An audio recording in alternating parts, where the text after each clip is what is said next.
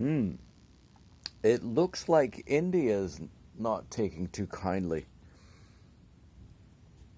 to good old Mr. Trudeau. Partly because what Trudeau did was he brought a Sikh man who was convicted of attempted murder of a Hindu politician, I think somewhere on Vancouver Island. And Trudeau, on his whole botched India trip, like, people really forget, I think, because it just piles up, it's so thick, just what an idiot he is. I mean, he went there and danced around like a child, and the Indians all laughed at him. And there was a lot more serious stuff in there, because he had also brought along that convicted political assassin, somebody that wanted to kill a Hindu politician.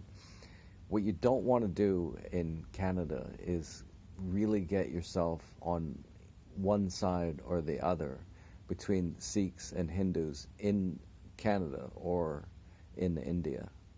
You really don't. Jagmeet Singh, the Air India bombing, he doesn't believe necessarily that it was a Sikh who bombed that plane. That was the biggest terrorist attack in Canadian history, and Jagmeet Singh isn't quite clear on the details. There's Sikh organizations in Toronto that celebrate the guys who were accused of that bombing.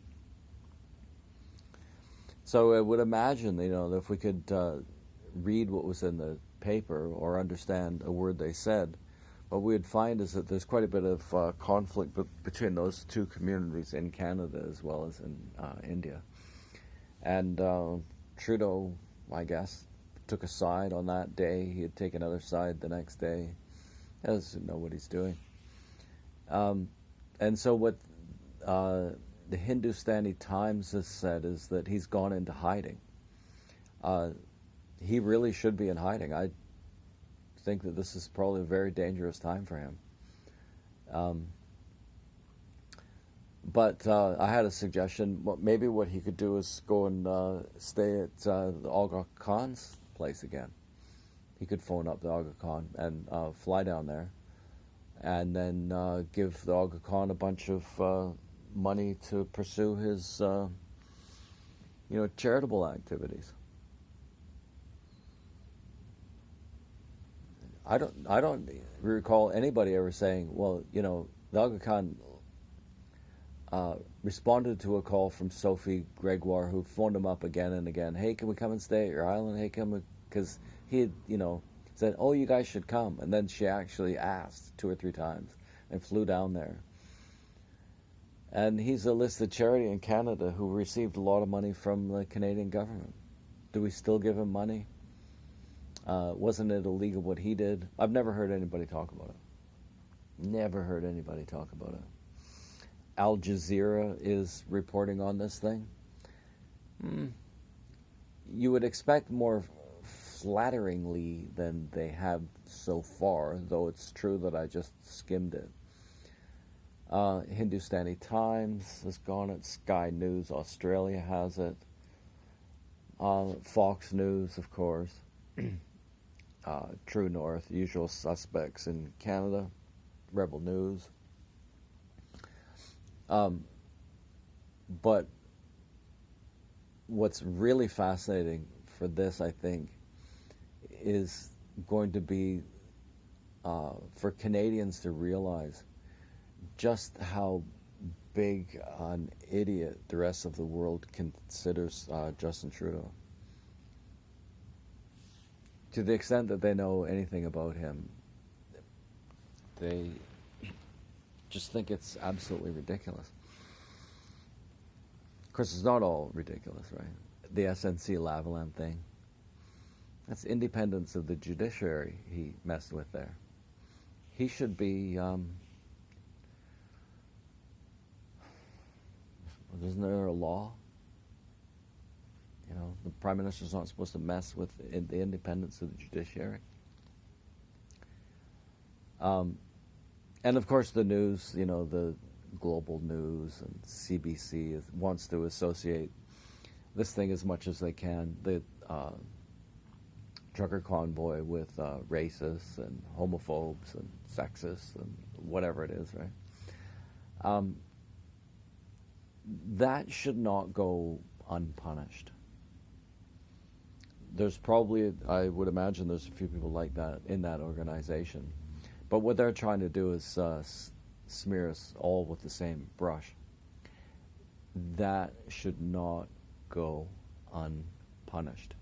Because if you allow people to make that kind of innuendo for profit and advantage, profit and political advantage, they will do it again. It's the same with the COVID thing.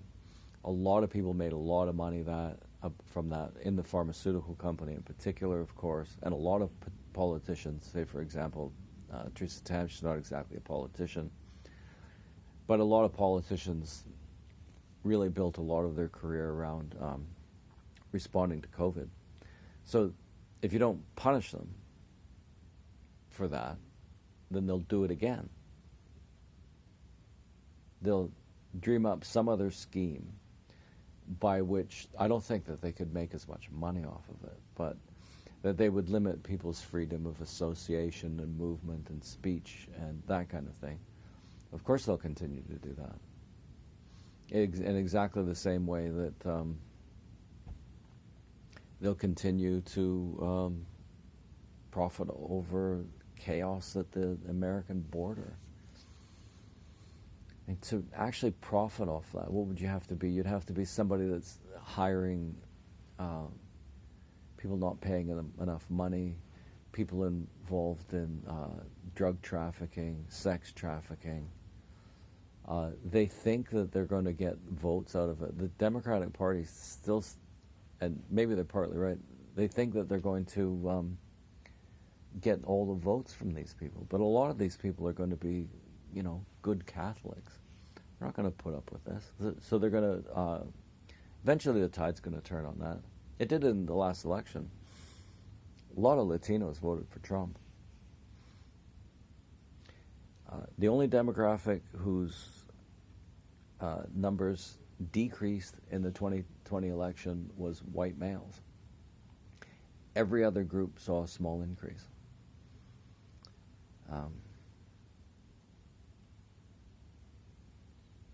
Yeah, the Trudeau file. So, as more media attention comes to bear on that location and on this fight, and people are so really glad to see, like, it's working class Canadian guys that are doing this. They think that we're just so fantastic because they know who's corrupting the systems. The system is the university teachers and the politicians and the business people. So to see working class guys rise up and do this, it's the biggest truck convoy in history by like a long shot. That's already happened, already done.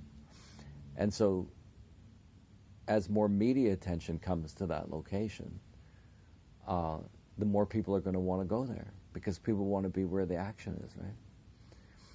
So they're braving, you know, minus 20 degree temperatures. With the wind chill, I think, is minus 35. They're warriors out there, right? And what they've done so far is they closed down like a food court kind of thing. So, you know, I don't blame the business owners in there maybe for thinking it's going to get a little rowdy, but it'd also be making a lot of money, wouldn't they? So essentially, they're trying to starve those guys out of there. So every single thing that they do is just going to make people more devoted to the cause of getting them out of there. I couldn't have believed this 5 days ago. If you could say, okay, maybe you could actually force a resignation, I would not have dreamt that was possible. But Uh, if he goes, we're going to be replaced with Christy Freeland. Christy Freeland used to be a big champion for on the rich getting rich, poor getting poor thing. I think she was in finance, right? Gave away all this money, created a bigger divide between the rich and the poor than anything we've seen in Canadian history. And she actually held a freedom of the press convention in Europe. And so it's all about press freedoms, and all the Canadian journalists are there. Not all the Canadian journalists, but a lot of Canadian journalists are there. So is Rebel, and so is True North. Whatever you want to say about Rebel, I don't care. True North, what I would ask anybody that's going to be critical of True North is come up with a factual. Where did they get the fact wrong? Anyway, so True North is there. And Christy Freeland says, oh, no, you're not allowed to come in. This is really easy. You could look this up. And the other journalists in Canada said, no, if Rebel Media and True North can't attend a freedom of the press convention paid for by the Canadian taxpayer in some fancy European city, then we're not going to go and listen to you talk or ask you any questions. And in the end, that's what happened. Christy Freeland and whoever else it was had to allow Rebel and True North in to ask questions.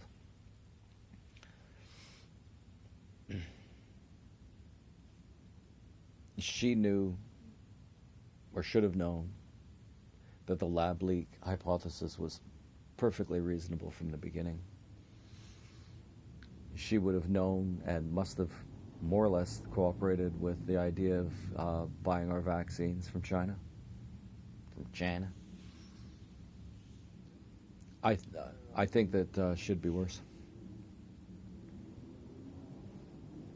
Because I think she's smarter. The smarter she is, the more likely it is that she knows how much damage this is doing.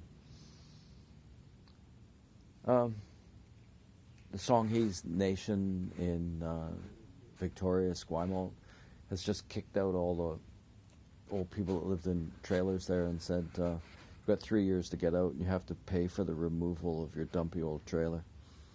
Goodbye.